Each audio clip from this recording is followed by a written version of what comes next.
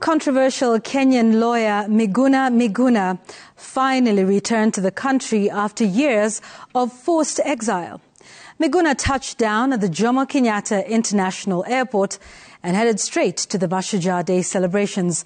The firebrand lawyer credited his return to President William Ruto's administration.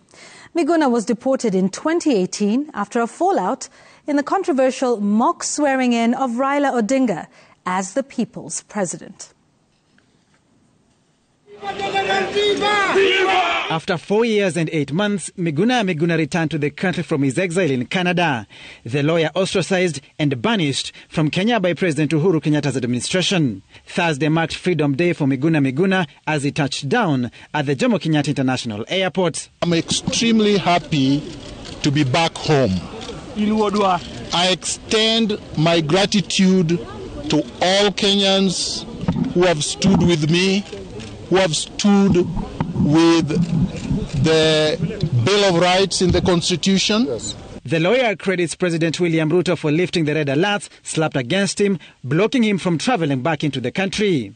Despite numerous court orders directing the state to facilitate Miguna's return, he remained stranded in Canada. Miguna stated he will pursue his justice denied. All those court orders that were accumulating and everybody was peeing on, they will be enforced. And there are many, many more other court orders to come. Yes. So no, these guys who behaved with impunity, the goons that were holding state at ransom, will be held to account.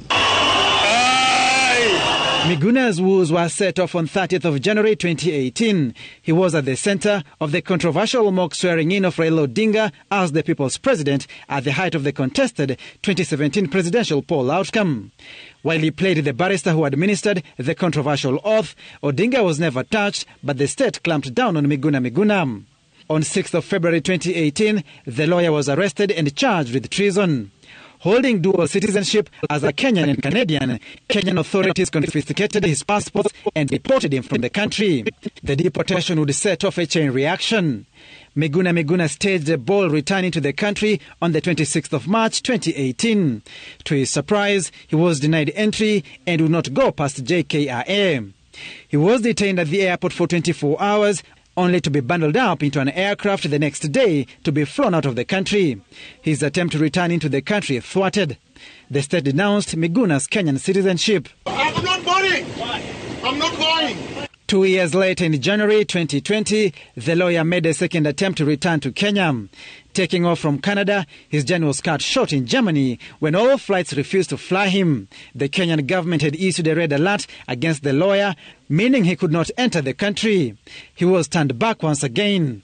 Fighting back the state, Miguna, through his lawyers, obtained a high court order directing the government to facilitate his return within 72 hours.